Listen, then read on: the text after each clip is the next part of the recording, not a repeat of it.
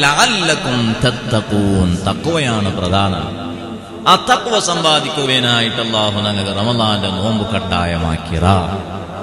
ഇരുന്നാ നിങ്ങളൊട്ടിക്ക് കേൾക്കട ഒരു തിങ്കളത്തെ ട്രെയിനിങ്ങും നഫ്സിലെ ഏറ്റവും വലിയ ശത്രുടെ പിടിച്ച് കെട്ടപ്പെട്ട് പെരുന്നാല് തോളും 34 എന്നിട്ടൊരു മനുഷ്യക്ക് തഖ്വ സമ്പാദിക്കുക ഇല്ലെങ്കിൽ പിന്നെ ബാക്കി പോണം തിങ്കൾ എങ്ങനെ തഖ്വ കിട്ടും?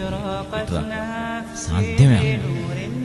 അതുകൊണ്ട് റമളാനിൽ പൂർണ്ണമായ തഖ്വ കിട്ടും. റമളാനിൽ ഞങ്ങളെ നഫ്സ് ബഗ്ഗും. റമളാനിൽ ഞങ്ങളെ നഫ്സ് ഞങ്ങ ചൊന്നത് പോലെ കേൾക്കണു, ഞങ്ങളെ നഫ്സ് ചൊന്നതുപോലെ ഞങ്ങ കേൾക്കുക തീറ. രണ്ടാമത്തെ ശത്രുവായ ശൈത്താന്റെ കെട്ടിടപ്പെട്ടിട്ടും വികാരങ്ങൾ കൊറോടിയാവില്ല, ദോഷങ്ങൾ കൊറോടിയാവില്ല, നഫ്സ് സമ ബഗ്ഗില്ല. ഒക്കെ എന്തുകൊണ്ട്? ഫുഡ് കൺട്രോൾ ഇല്ല. ഒക്കെ അല്ലേ?